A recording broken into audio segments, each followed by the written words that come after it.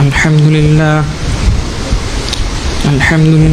نحمده ونستعينه ونستغفره ونؤمن به ونتوكل عليه ونعوذ بالله من شرور أنفسنا ومن سيئات أعمالنا من يهده الله فلا مضل له ومن يضلله فلا هادي له ونشهد أن لا إله إلا الله وحده لا شريك له ونشهد أن سيدنا نبينا شفيعنا حبيبنا مولانا محمدا عبده ورسوله صلى الله عليه وسلم. أما بعد فأعوذ بالله من الشيطان الرجيم. بسم الله الرحمن الرحيم. يا أيها الناس قد جاءتكم موعظة من ربكم وشفاء لما في الصدور وهدى ورحمة للمؤمنين. قل بفضل الله وبرحمته فبذلك فليفرحوا هو خير مما يجمعون. إن الله وملائكته يصلون على النبي يا أيها الذين آمنوا صلوا عليه وسلموا تسليما. اللهم صل على سيدنا مولانا معدن الجود والكرم وآله وسلم. اللهم صل على سيدنا مولانا وسيلة إليك وآله وسلم. اللهم صل على سيدنا مولانا النبي الأمي وآله وسلم.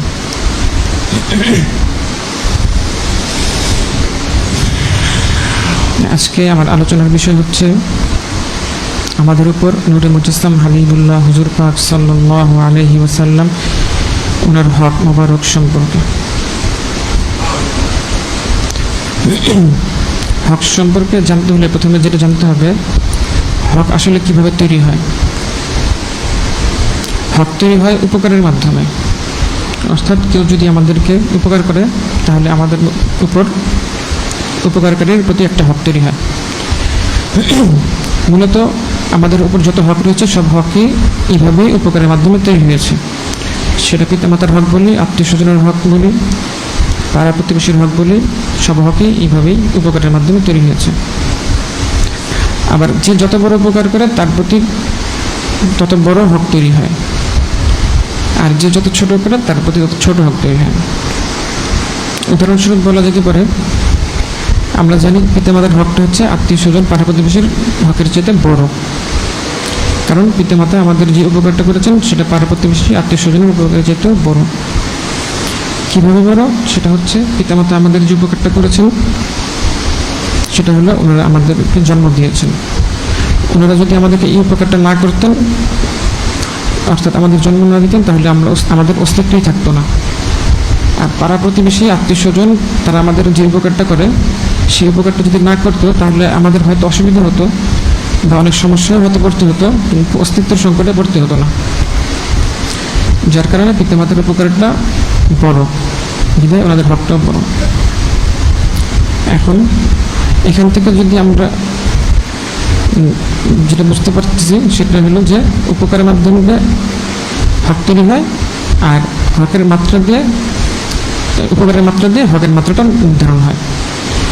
এই সূত্র ধরে আমরা যদি চিন্তা করি তাহলে দেখতে পাই আমাদের উপর সবচেয়ে বড় হক তৈরি হয়ে আছে নূরে মুজাসসাম হাবিবুল্লাহ হুজুর পাক সাল্লাল্লাহু আলাইহি ওয়াসাল্লাম ওনার। কারণ উনি আমাদের যে উপকারটা করেছেন সেটা আমাদের জীবনের সবচাইতে বড় উপকার। সেই উপকারটা কি? সেটা তো অনেক বড় উপকার, তবে এক কথায় বলতে গেলে বলতে পারি আল্লাহ পাক আমাদেরকে যে দোয়াটা শিক্ষা দিয়েছেন, রব্বানা আতিনা ফিদ দুনিয়া হাসানাতাও ওয়া ফিল আখিরাতি হাসানাতাও ওয়া কিনা আযাবান নার। অর্থাৎ আমাদের রব আমাদেরকে ইহকালের কল্যাণ এবং পরকালের কল্যাণ দান করুন এবং আযাব থেকে রক্ষা করুন। এই যে ইহকালের কল্যাণ, পরকালের কল্যাণ এবং আযাব থেকে রক্ষা পাওয়ার বিষয়টা, সেটাই হাসিল করার, অর্জন করার, লাভ করার ইলমটা নূরে মুজাসসাম হাবিবুল্লাহ হুজুর পাক সাল্লাল্লাহু আলাইহি ওয়াসাল্লাম তিনি আমাদেরকে হাতে কলমে শিখিয়ে দিয়ে গেছেন। এই যে উপকারটা করেছেন এটা আমাদের জীবনের সবচেয়ে বড় উপকার। কীভাবে সবচেয়ে বড় উপকার? প্রথমত এই উপকারটার ব্যক্তি অনেক বড়। ইহকালীন কল্যাণ বলতে জীবনের শুরু থেকে শেষ পর্যন্ত সমস্ত ধাপে এবং জীবনযাপনের সমস্ত শাখা প্রশাখায় কীভাবে কল্যাণ হাসিল করতে হবে সেটা বোঝানো হয়েছে। আর পরকালীন কল্যাণ বলতে এটা মৃত্যুর পর থেকে অনন্তকাল পর্যন্ত সব কিছুর কল্যাণ বোঝানো হয়েছে। আর আযাব বলতে ইহকালের আযাব এবং পরকালের আযাব থেকে রক্ষা পাওয়া বোঝানো হয়েছে। সুতরাং উপকারটা কত বড় সেটা সহজে বুঝে গেল। এটা গেলে প্রথম বিষয়। আর দ্বিতীয় বিষয় হচ্ছে এই উপকারটা না পেলে অন্য সব উপকারগুলো অর্থহীন বা নিঃশেষ হয়ে যায়। তখন অন্য সব উপকারগুলোকে আর উপকার বলে মনে হয় না। কারণ আমরা যদি ইহকালীন কল্যাণটা হাসিল করতে না পারি, আমাদের জীবনটা যদি অকল্যাণে ভরে যায়, শাস্তি দিয়ে ভরে যায়, তাহলে আমাদের জীবনটাকে বৃথা বলে মনে হবে এবং জন্ম নেওয়াটাকে ভুল বলে মনে হবে। ফলে জীবনের সব উপকারই তখন অর্থহীন বলে মনে হবে। এমনকি একটু আগে আমরা যেটা বললাম, আমাদের পিতামাতা আমাদেরকে যে উপকারটা করেছেন, আমাদের জন্ম দিয়েছেন, এটা অনেক বড় উপকার, কিন্তু তখন এটা ক্ষতি বলেই মনে হবে। পক্ষান্তরে আমরা যদি ইহকালে প্রকৃত কল্যাণ হাসিল করতে পারি, আমাদের জীবনটা কল্যাণে ভরে যায় এবং ইহকালীন আযাব থেকে রক্ষা পাই, তাহলে সব জীবনের সব উপকারকেই উপকার হিসেবে মনে হবে এবং বাবা মা আমাদের যে উপকারটা করেছেন সেটাকেও অনেক বড় উপকার বলেই মনে হবে। এটা তো গেল ইহকালের কথা। পরকালের কল্যাণের কথা তো হিসেবের বাহিরে। কাজেই আমরা বুঝতে পারলাম যে নূরে মুজাসসাম হাবিবুল্লাহ হুজুর পাক ছিলেন, তিনি আমাদের যে উপকার করেছেন সেটা আমাদের জীবনের সবচেয়ে বড় উপকার।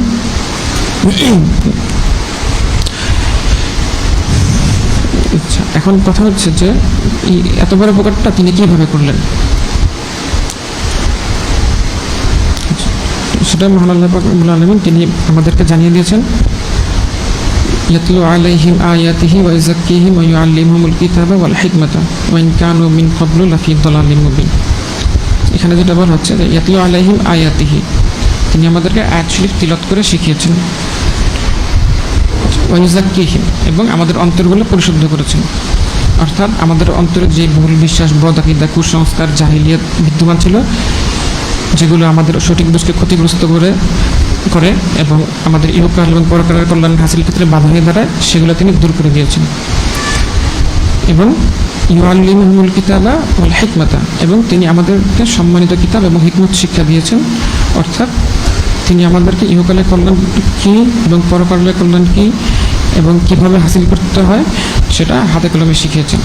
ওয়া ইন কানু মিন ক্বাবলু লাফি দালালিম মুবিন, পূর্বে আমরা বিভ্রান্ত ছিলাম, অর্থাৎ ইহকালের কল্যাণ এবং পরকালের কল্যাণ হাসিল করা আমাদের পক্ষে সম্ভব ছিল না। এই বিষয়টা আরও সুনির্দিষ্ট করে অন্যত্র আল্লাহ পাক ইরশাদ মোবারক করেন, ইয়া'মুরুহুম বিল মা'রুফ ওয়া ইয়ানহাহুম আনিল মুনকার ইউহিল্লু লাহুমুত তাইয়্যিবাতি ওয়া ইউহাররিমু আলাইহিমুল খাবাইসা ওয়া ইয়াদউ আনহুম ইসরাহুম ওয়াল আগলাল আল্লাতী কানাত আলাইহিম। এখানে বলা হচ্ছে যে ইয়া'মুরুহুম বিল মা'রুফ ওয়া ইয়ানহাহুম আনিল মুনকার, যে নূরে মুজাসসাম হাবিবুল্লাহ হুজুর পাক সাল্লাল্লাহু আলাইহি ওয়াসাল্লাম তিনি আমাদেরকে সৎ কাজে আদেশ করেছেন এবং অসৎ কাজে নিষেধ করেছেন। অর্থাৎ তিনি আমাদেরকে প্রথমে শিক্ষা দিয়েছেন যে এটা সৎ কাজ, এটা তোমরা করো। তিনি আমাদেরকে শিক্ষা দিয়েছেন যে এটা অসৎ কাজ, এটা তোমরা করো না। আমরা কিন্তু জানতাম না কোনটা সৎ কাজ এবং কোনটা অসৎ কাজ, কোনটা সদাচরণ, কোনটা অসদাচরণ, কোনটা ভদ্রতা, কোনটা অভদ্রতা। শুধুমাত্র ওনার কারণে আজকে আমরা সৎ হওয়ার সুযোগটা পেয়েছি, ভদ্র হওয়ার সুযোগটা পেয়েছি। ওয়া ইউহিল্লু লাহুমুত তাইয়্যিবাত ওয়া ইউহাররিমু আলাইহিমুল খাবাইসা, এবং তিনি আমাদের জন্য পবিত্র জিনিসকে হালাল করেছেন এবং অপবিত্র জিনিসকে হারাম করেছেন। অর্থাৎ তিনি আমাদেরকে শিখেছেন এটা পবিত্র, তোমরা এটা গ্রহণ করো, এবং তিনি আমাদেরকে শিখেছেন এটা অপবিত্র, তোমরা এটা গ্রহণ করো না। আমরা তো জানতাম না কোনটা পবিত্র কোনটা অপবিত্র। তিনি এই পবিত্রতা এবং অপবিত্রতা শেখানোর মাধ্যমে দিয়ে আমাদেরকে সভ্যতা শিখিয়েছেন, আমাদেরকে সভ্য করেছেন। তিনি যদি আজকে দয়া করে আমাদেরকে এই পবিত্রতা অপবিত্র শিক্ষা না দিতেন, তাহলে আজকে আমরা নাপাক থাকতাম, আমরা পোকামাকড় খেতাম, আমরা অসভ্য থাকতাম। শুধুমাত্র ওনার কারণে আজকে আমরা সভ্য সুযোগ পেয়েছি। ওয়া ইয়াদউ আনহুম ইসরাহুম ওয়াল আগলাল আল্লাতী কানাত আলাইহিম, এবং তিনি আমাদের কাজের বোঝা এবং হাত পায়ের বেড়ি সরিয়ে দিয়েছেন। অর্থাৎ তিনি আমাদের এই সমস্ত তালিম দেওয়ার মাধ্যমে জীবনযাপন সহজ করে দিয়েছেন এবং ইহকালীন পরকালীন কল্যাণ হাসিলের সমস্ত বাধা দূর করে দিয়েছেন। এই যে তিনি এত বড় উপকার করলেন, আমরা কিন্তু ওনার কাছে এই উপকারগুলো চাইনি, আমাদের চাওয়ার আকালও ছিল না। বিনা চাওয়াতেই তিনি আমাদেরকে এত বড় উপকার করে দিয়েছেন। কারণ তিনি হচ্ছেন রহমতুল লিল আলামিন। তিনি কেবল নিজ দয়ায় আমাদের এই উপায়গুলো ভর করেছেন, আমাদের কোনো কারণ না, শুধু এতটুকুই না, তিনি আমাদের এত বড় উপকার করতে গিয়ে আমাদের জন্য অনেক কষ্ট করেছেন, অনেক জুলুম সহ্য করেছেন। উদাহরণস্বরূপ বলা যেতে পারে শিহাব আবু তালেবের ঘটনা এবং তাইফের ঘটনা। শিহাব আবু তালেবে কাফিররা ওনাকে আগে থেকেই তো অনেক জুলুম করতো, অনেক কিছু করতো। যখন নাকি পরবর্তীতে শিহাব আবু তালেবে গেলেন, তখন ওরা খাদ্য পানীয় আটকে রেখেছিল জুলুম করা, কষ্ট দেওয়ার জন্য। এইভাবে একদিন দুদিন না, 3 বছর ওনাদেরকে এইভাবে খাদ্য পানীয় আটকে রেখেছিল। আর তাইফের ঘটনাটা তো আরো কঠিন। উনি গেলেন তাদেরকে দিন ইসলামের দাওয়াত দিতে, দাওয়াত তো কেবল করলেই না, উল্টা আরো আজে বাজে কথাবার্তা বলে, বেয়াদবিমূলক কথাবার্তা বললো। একটা পর্যায়ে পাথর মারা শুরু করলো, বৃষ্টির মতো পাথর মারা শুরু করলো। ফলশ্রুতিতে মুজাসসাম হাবিবুল্লাহ হুজুর পাক সাল্লাল্লাহু আলাইহি ওয়াসাল্লাম মুজাসসাম জিসিম মুবারক থেকে নুরুল নাজাত মুবারক অর্থাৎ রক্ত মুবারক ঝরতে শুরু করলো, এমনকি ওনার নালেন মুবারকের সাথে ওনার দারাজাত মুবারক মিলে গেল। আল্লাহ পাক ফেরেশতা পাঠিয়েছিলেন, পাহাড়ের ফেরেশতা বলেছিলেন যে আপনি বললে ওদেরকে ইয়ে করে দেওয়া হবে, মিশিয়ে দেওয়া হবে, মিটিয়ে দেওয়া হবে। উনি বললেন যে আমি চাই এদের বংশধর থেকেই এমন লোক আসুক যারা নাকি ইসলাম গ্রহণ করবে এবং মুসলমান হবে। উনি শাস্তিটা চাইলেন না, এরপরে উনি দোয়াই করে দিলেন। তো উনি আমাদের জন্য এত কষ্ট করেছেন, অথচ উনি হচ্ছেন হাবিবুল্লাহ, উনি হচ্ছেন সৃষ্টির মন। উনি আমাদের জন্য এত কষ্ট সহ্য করেছেন, এত জুলুম সহ্য করেছেন। উনি কে আর আমরা কে? তাহলে তিনি কেন আমাদের জন্য এত কষ্ট করলেন? ওটাই আল্লাহ পাক বলেছেন, আজিজুন আলাইহি মা আনিতুম, আমাদের কষ্ট না সহ্য হয় না। হারিসুন আলাইকুম, উনি আমাদের কল্যাণ চান, উনি চান আমরা ইহকালে পরকালে কল্যাণ লাভ করি, আমরা আযাব থেকে মুক্ত থাকি। রাউফুর রহিম, এবং উনি মুমিনদের জন্য রাউফুর রহিম, অর্থাৎ উনি রহমত করেই আসলে কাজটা করছেন। এখানে অন্য কোনো কারণ নাই, একদম মানে শুধুমাত্র রহমতের জন্য উনি কাজটা করছেন, এখানে আর কোনো ব্যাখ্যা নেই। এখন কথা হচ্ছে যে নূরে মুজাসসাম হাবিবুল্লাহ হুজুর পাক সাল্লাল্লাহু আলাইহি ওয়াসাল্লাম তিনি যে আমাদের জন্য এত কষ্ট করে করলেন এবং এত বড় উপকার করলেন, তাহলে ওনার হকটা কত বড় হবে এবং কত বেশি হবে, সেই হকগুলো কি আমরা জানি? সেই হকগুলো নিয়ে আজকে আমার আলোচনা।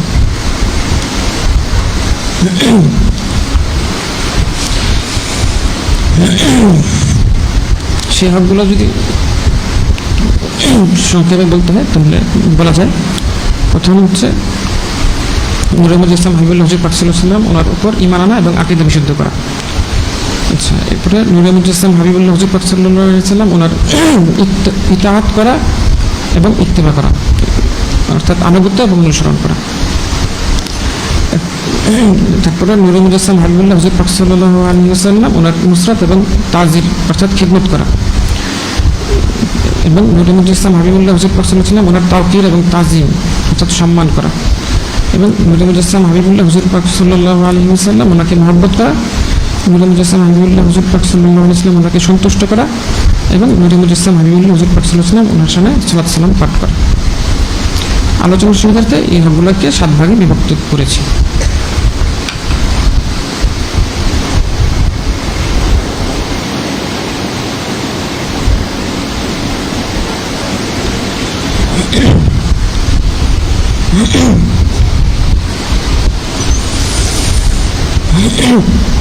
আচ্ছা,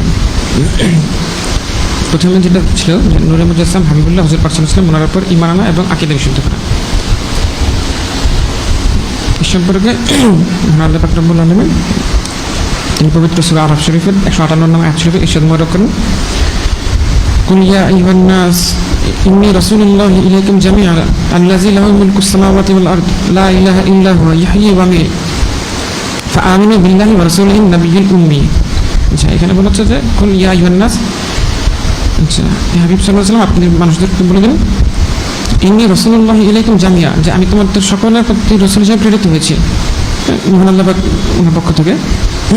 আল্লাযী লাহু মুলকুস সামাওয়াতি ওয়াল আরদ, যিনি আসমান জমিনের মালিক, লা ইলাহা ইল্লা হুয়া ইহয়ি ওয়া ইউমীত, তিনি ছাড়া কোনো ইলাহ নেই এবং তিনি হায়াত দেন এবং তিনি মৃত্যু দেন। ফাআমিনু বিল্লাহি ওয়া রাসূলিহিন নাবিয়্যিল উম্মি, কাজেই তোমরা ঈমান আনো আল্লাহ পাকের প্রতি এবং নবিয়ুল উম্মি হুজুর সাল্লাল্লাহু আলাইহি ওয়াসাল্লাম মূল নবী ওনার উপর। এখানে যেটা বলা হচ্ছে যে ওনাকে যেহেতু রাসূল হিসেবে প্রেরণ করা হয়েছে, এখন আমাদের দায়িত্ব কর্তব্য হচ্ছে ওনার উপর ঈমান আনা। এটা হচ্ছে প্রথম হক।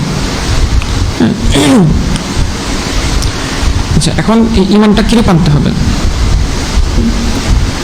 এই প্রসঙ্গে মহান আল্লাহ পাক রব্বুল আলামিন উনি সূরা বাকারা শরীফ ওনার 133 নং আয়াত শরীফে যেটা বলে দিয়েছেন, সেখান থেকে আমরা সহজেই জানতে পারবো যে ফাইন আমানু বিমিসলি মা আমানতুম বিহি ফাকাদ ইহতাদাউ, অর্থাৎ ঈমানটা এমনভাবে আনতে হবে সাহাবায়ে কেরাম যেভাবে ঈমান এনেছিলেন। তাহলে এখন দেখি সাহাবায়ে কেরাম কীভাবে ঈমান এনেছিলেন। আচ্ছা, এক্ষেত্রে একটা উদাহরণ দেওয়া যেতে পারে যে নূরে মুহাম্মদ ইসলাম হাবিবুল্লাহ হুজুর পাক সাল্লাল্লাহু আলাইহি ওয়াসাল্লাম তিনি যখন বাইতুল মুকাদ্দাস শরীফ হতে আনুষ্ঠানিকভাবে পবিত্র মিরাজ শরীফের ঘটনা সংঘটিত হওয়ার পরে সকালে মানুষদের কাছে ঘটনাগুলো বর্ণনা করলেন, তখন কেউ কেউ ফিরে গেল, সম্মানিত মিরাজ শরীফ ওনাকে অস্বীকার করলো, নানান কথাবার্তা বললো। তো তারা হযরত সিদ্দিক আকবর আলাইহিস সালাম আমার কাছে গেল, গিয়ে জিজ্ঞাসা করলো, আপনি কি জানেন আপনাদের যিনি নবী রাসূল মুহাম্মদ ইসলাম হাবিবুল্লাহ হুজুর পাক সাল্লাল্লাহু আলাইহি ওয়াসাল্লাম তিনি বলেছেন তিনি নাকি গত রাতে বাইতুল মুকাদ্দাস শরীফ হতে ভ্রমণ করে এসেছেন। হযরত সিদ্দিক আকবর ইসলাম তিনি জিজ্ঞেস করলেন, নূরে মুহাম্মদ ইসলাম হাবিবুল্লাহ হুজুর পাক সাল্লাল্লাহু আলাইহি ওয়াসাল্লাম তিনি কি স্বয়ং নিজেই বলেছেন? তারা বলল, হ্যাঁ তিনি স্বয়ং নিজে বলেছেন। তখন সিদ্দিক আকবর ইসলাম তিনি বললেন, যদি তিনি নিজে স্বয়ং বলে থাকেন তাহলে তো তিনি অবশ্যই সত্য বলেছেন। কাফেররা বললেন, আপনি কি এই বিষয়টাকে সত্য মনে করেন? তিনি রাতে মক্কা শরীফ হতে বাইতুল মুকাদ্দাস শরীফ ভ্রমণ করে ফজরের আগে ফিরে এসেছেন। তখন সিদ্দিক আকবর ইসলাম তিনি বলেন, বাইতুল মুকাদ্দাস থেকেও দূরে সফর করলে আমি অবশ্যই সেটাকে সত্য বলে মনে করি।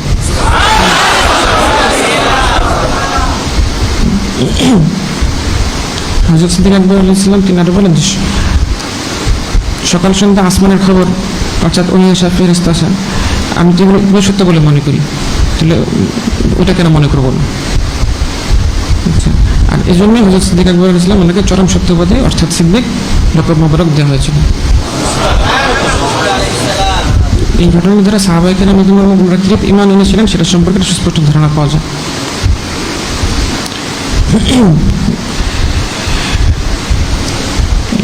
ওনারা নূরে ইসলাম হাবিবুল্লাহ হুজুর পাক সাল্লাল্লাহু আলাইহি ওয়াসাল্লাম ওনার প্রতি এমনভাবে ঈমান এনেছেন যে মিরাজ শরীফের মতন যে বিষয়গুলো সাধারণ মানুষের আকলে ধরে না, সেটাও ওনারা বিনা চৌচারা সত্য বলে মেনে নিয়েছেন। তো ওনাদের মতন ঈমান আমাদের আনতে পারলেই আসলে ঈমান আনার যে হক সেটা আদায় হবে। আচ্ছা, এরপরে দ্বিতীয় ভাগে যেটা রয়েছে যে নূরে মুহাম্মদ ইসলাম হাবিবুল্লাহ হুজুর পাক সাল্লাল্লাহু আলাইহি ওয়াসাল্লাম ওনার ইতাআত করা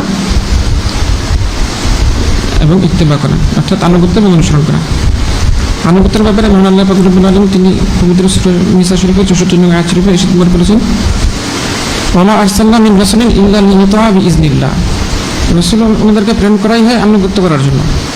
অন্যত্র মহান আল্লাহ পাক রব্বুল আলামিন নিষেধ করেন, আতিউল্লাহ ওয়া রাসূলাহু ইন কুনতুম মুমিনিন, তোমরা যদি মুমিন হয়ে থাকো তাহলে তোমাদের দায়িত্ব করতে হচ্ছে যে মহান আল্লাহ পাক এবং ওনার হাবিব নূরে মুহাম্মদ ইসলাম হাবিবুল্লাহ হুজুর পাক সাল্লাল্লাহু আলাইহি ওয়াসাল্লাম ওনাদের আনুগত্য করা।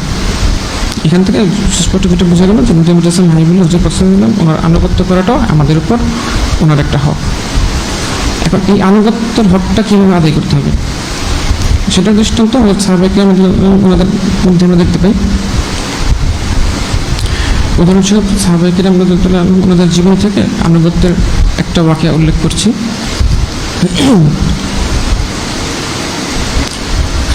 মুতার জিহাদের পূর্বে নূরে মুহাম্মদ ইসলাম হাবিবুল্লাহ হুজুর পাক সাল্লাল্লাহু আলাইহি ওয়াসাল্লাম তিনি ইরশাদ মোবারক করলেন, এই যুদ্ধে হযরত যায়েদ ইবনে হারিসা রাদিয়াল্লাহু আনহু উনি পতাকা ধরবেন, অতঃপর তিনি শহীদ হলে জাফর রাদিয়াল্লাহু আনহু পতাকা ধরবেন এবং তিনি শহীদ হয়ে গেলে আব্দুল্লাহ ইবনে রাওয়াহা রাদিয়াল্লাহু আনহু উনি পতাকা ধরবেন।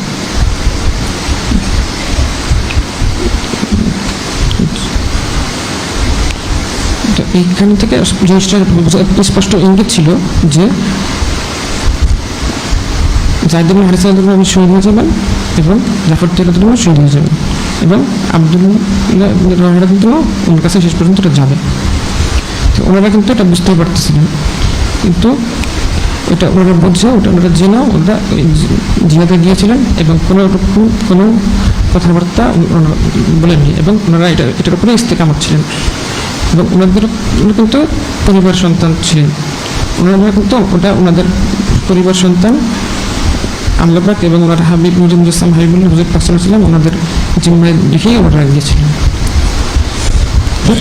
তাহলে এখন ফিকির করতে হবে যে আমাদেরকে নূরুল ইসলাম হাবিবুল্লাহ হুজুর পাক সাল্লাল্লাহু আলাইহি ওয়াসাল্লাম কেমন আনুগত্য করতে হবে। ওনারা কিন্তু জানতেন যে ওনারা গেলে আর ফিরে আসবেন না, জানটা দিয়ে দিতে চলে যাবে। জান দেওয়া কিন্তু অনেক কঠিন বিষয়, কিন্তু ওটা জেনেই উঠে গেছে। আচ্ছা, এরপরে আসি ইত্তেবা অনুসরণের আলোচনায়। এই হক সম্পর্কে মহান আল্লাহ পাক রব্বুল আলামিন তিনি কালামুল্লাহ শরীফ সূরা আরব শরীফের 158 নং আয়াত শরীফের মাধ্যমে আমাদেরকে জানিয়ে দিয়েছেন। মূলত এই আয়াত শরীফের দুইটা হকের কথা বলা হচ্ছে। একটা হচ্ছে নূরুল ইসলাম হাবিবুল্লাহ ওনাকে পাওয়ার কারণে ঈমান আনতে হবে, যেটা আমরা পূর্বে আলোচনা করেছি, এবং আরেকটা হচ্ছে ওনার ইত্তেবা বা অনুসরণ করতে হবে, যেটা আমি এখন আলোচনা করব। বিষয়টা পরিষ্কার হওয়ার জন্য আমি আয়াত শরীফটা আবারও পাঠ করছি। قل يا أيها الناس إني رسول الله إليكم جميعا الذي له ملك السماوات والأرض لا إله إلا هو يحيي ويميت فآمنوا بالله ورسوله النبي الأمي الذي يؤمن بالله وكلماته واتبعوه لعلكم تهتدون। আচ্ছা, এখানে প্রথম অংশ তো ঈমানের কথা বলা হয়েছে যে আমিনু বিল্লাহি নবী উম্মি, পরের অংশ বলা হচ্ছে যে ওয়াত্তাবিউহু, অর্থাৎ তোমরা ওনার ইত্তেবা করো, লাআল্লাকুম তাহতাদুন, তাহলে তোমরা হিদায়াত প্রাপ্ত হবে, অর্থাৎ হকটা তখন আদায় হবে।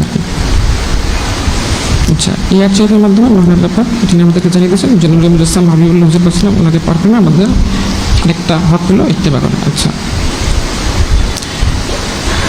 এই ইত্তেবাটা কীভাবে করতে হবে এটা আমরা সাহাবায়ে কেরাম আমাদের জীবন মুবারকে দেখতে পাই, এবং এক্ষেত্রে ফারুক কাজী মুসলিম ওনার একটা বাণী মুবারক আছে। উনি বলছিলেন যে শাইউন সানাউন নবী সাল্লাল্লাহু আলাইহি ওয়াসাল্লাম ফালা নুহিব্বু আন নাতরুকাহু, যে কাজটা নূরুল ইসলাম হাবিবুল্লাহ হুজুর পাক করেছেন সেইটাকে তরক করা বা ছেড়ে দেওয়াটা আমরা পছন্দ করি না, অর্থাৎ করাটাই আমরা পছন্দ করি। এক্ষেত্রে উদাহরণ দেওয়া যেতে পারে যে একবার নূরুল ইসলাম হাবিবুল্লাহ হুজুর পাক সাল্লাল্লাহু আলাইহি ওয়াসাল্লাম উনি একবার আংটি মোবারক পড়লেন, তখন সব সাহাবায়ে কেরাম ওনার অনুসরণে আংটি মোবারক পড়া শুরু করলেন। এরপর আবার উনি আংটি পরা বাদ দিয়ে দিলেন, আবার সবাই বাদ দিয়ে দিলেন।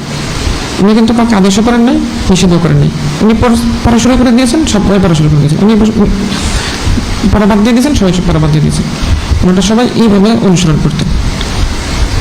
আরেকটা ঘটনা বলা যেতে পারে, ওটা ওই সিদ্দিক আকবর আলাইহিসসালাম ওনার বিশাল শরীফের ঘটনাটা, এটা আমরা অনেকেই জানি যে ওনার বিশাল শরীফের আগ মুহূর্তে একদম অন্তিমকালে উনি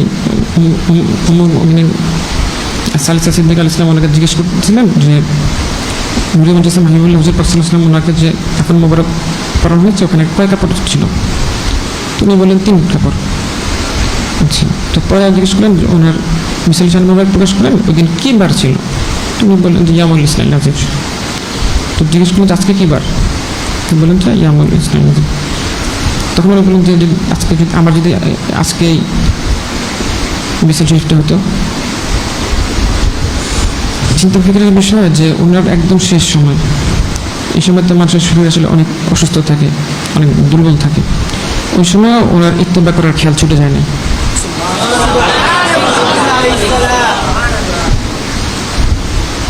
এরপরে ইত্তেবা তো মানে শুধু যদি উনি বলতেন 3 কাপড়ে কাফন মোবারক পরানো আছে আমাকে এটা দিয়ে, ওইটা তো উনি বলছেনি, যেটা নাকি ওনার মানে মানুষ করবো ইন্তেকাল এটা তো আল্লাহ পাক নির্ধারণ করেন, ওটাতেও যদি ইত্তেবা হয় ওটাও ওনার ইচ্ছা। কত ওনারা মানে ইত্তেবা করার জন্য ব্যাকুল ছিলেন, কীভাবে ওনারা করতেন, প্রত্যেকটা বিষয় ধরে ধরে ধরে ধরে ওনারা অনুসরণ করতেন। যে আমাদেরও এখান থেকে শিখতে হবে যে আসলে আমাদেরও এইভাবে অনুসরণ করতে হবে।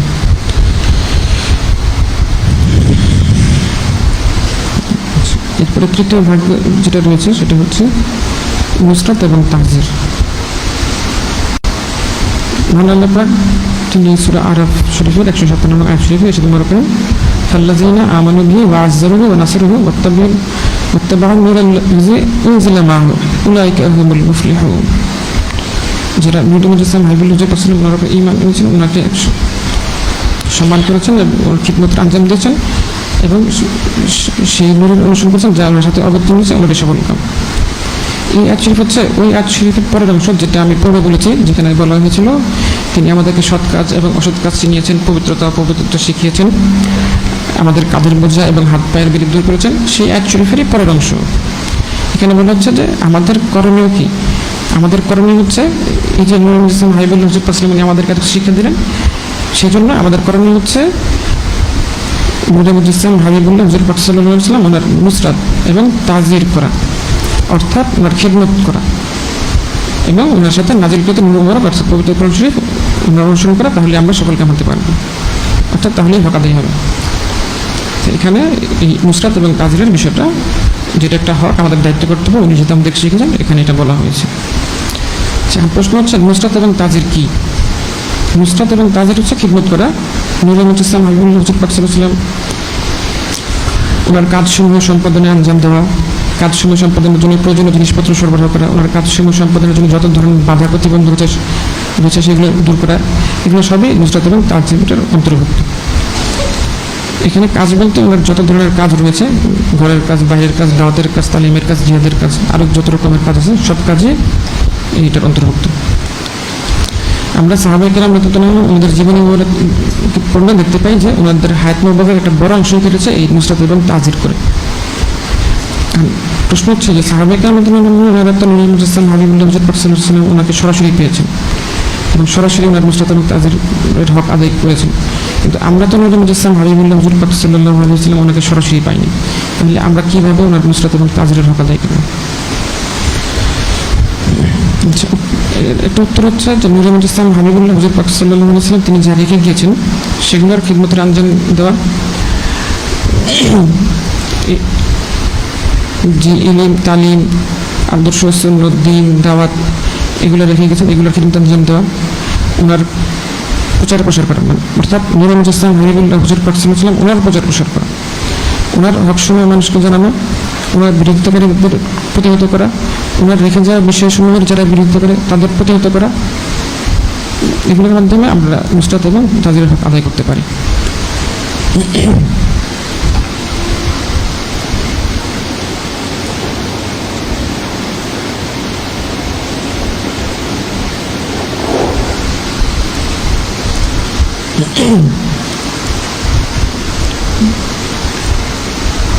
এরপরে চতুর্থ ভাগ যেটা রয়েছে নূর মুজাসসাম হাবিবুল্লাহ হুজুর পাক সাল্লাল্লাহু আলাইহি ওয়াসাল্লাম ওনার তাওকির এবং তাজিম অর্থাৎ সম্মান করা।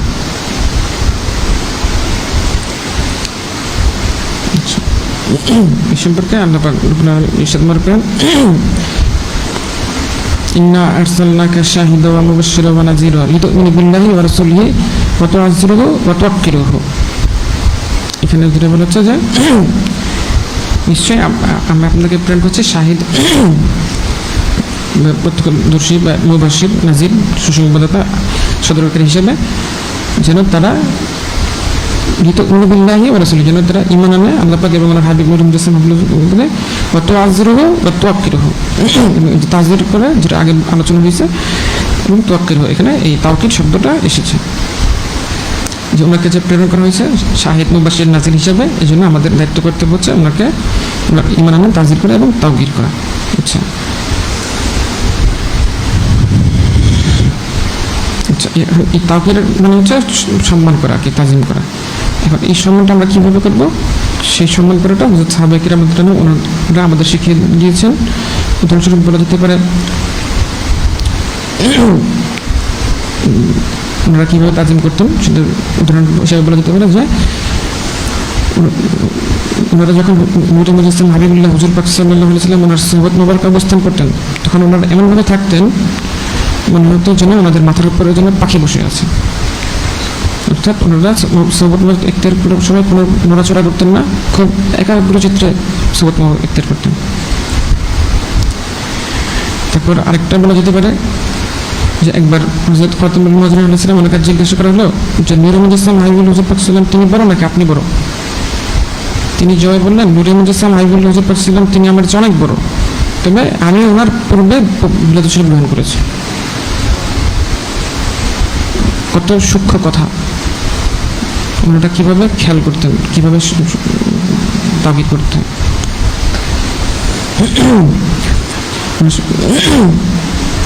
আরেকটা উদাহরণ দেওয়া যেতে পারে যে ওনাদের এই সম্মান প্রদর্শনের বিষয়টা। হযরত উরওয়া ইবনে মাসউদ রাদিয়াল্লাহু আনহু উনি ঈমান আনার পূর্বে ওই হুদায়বিয়ার সন্ধির সময় কুরাইশদের পক্ষ থেকে প্রতিনিধি হিসেবে এসেছিলেন। তখন পরে যাওয়ার পরে যখন নাকি কুরাইশদের কাছে ফিরে গেলেন, উনি গিয়ে বললেন যে হে আমার কওম, মহান আল্লাহ পাক ওনার কসম, আমি দুনিয়ার অনেক শাসকদের কাছে প্রতিনিধি হয়ে গিয়েছি, কায়সার, কিসরা, নাজ্জাশী রহমতুল্লাহ ওদের কাছেও আমি প্রতিনিধি হিসেবে গিয়েছি, কিন্তু নূরে মুজাসসাম হাবিবুল্লাহ হুজুর পাক সাল্লাল্লাহু আলাইহি ওয়াসাল্লাম ওনাকে হযরত সাহাবায়ে কেরাম ওনারা যেভাবে তাজিম তাকরীম মোবারক করেন সেভাবে আমি আর কাউকে করতে দেখিনি। এবং উনি আবার বলতেছেন যে মহান আল্লাহ পাক ওনার কসম, তিনি যখনই ওনার সম্বন্ধে মহাপবিত্র নূর বারাকাত মোবারক অর্থাৎ থুতু মোবারক ফেলেন, তখন ওনাদের কেউ না কেউ তা ওনাদের হাতে নিয়ে নিতেন। মানে হুজুর পাক সাল্লাল্লাহু আলাইহি ওয়াসাল্লাম ওনাকে তো সম্মান করতেনই, ওনার নূর বারাকাত মোবারককে সম্মান করতেন, ওটা নিয়ে নিতেন এবং ওটা নিয়ে ওনারা ওনাদের চেহারা এবং শরীর মোবারকে মাখতেন।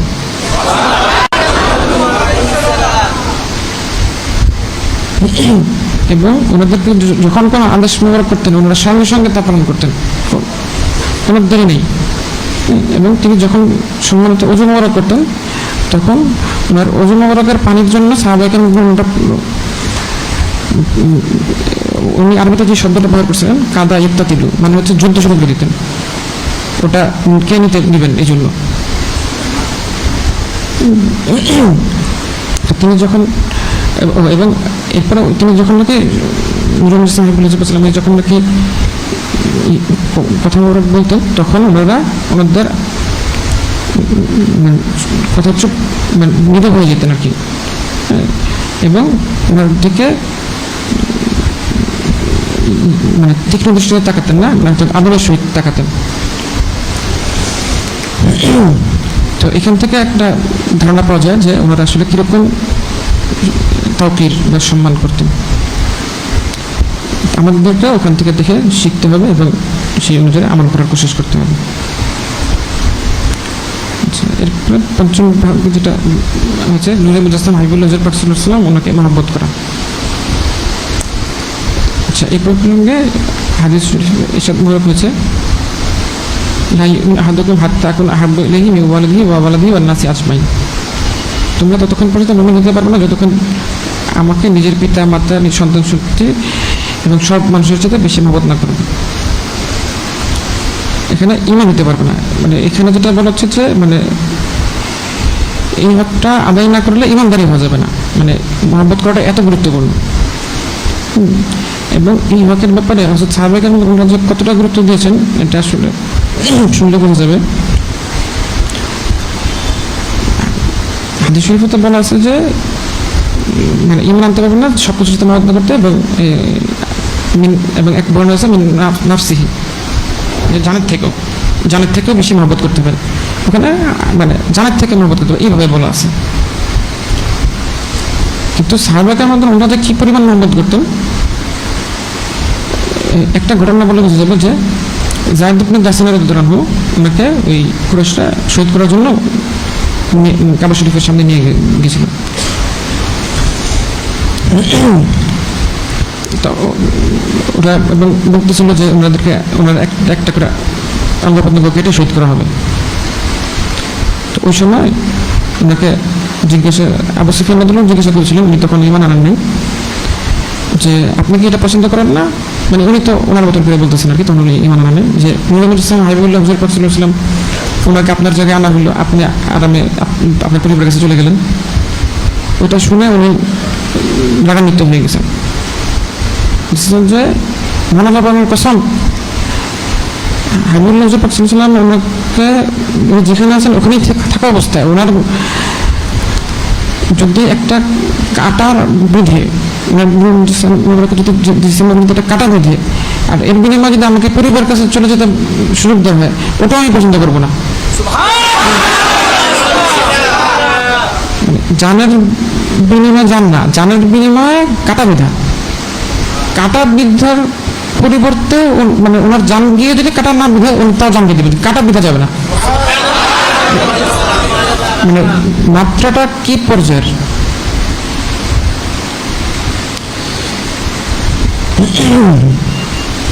সাহাবায়ে-কেরাম রাদিয়াল্লাহু আনহুম ওনারা যে কি পরিমাণ মহব্বত করতেন এটার একটা দৃষ্টান্ত আর কি। আমাদেরকেও ওনাদের মতন করে মহব্বত করতে পারলে মহব্বতের হকটা আদায় করা সম্ভব হবে।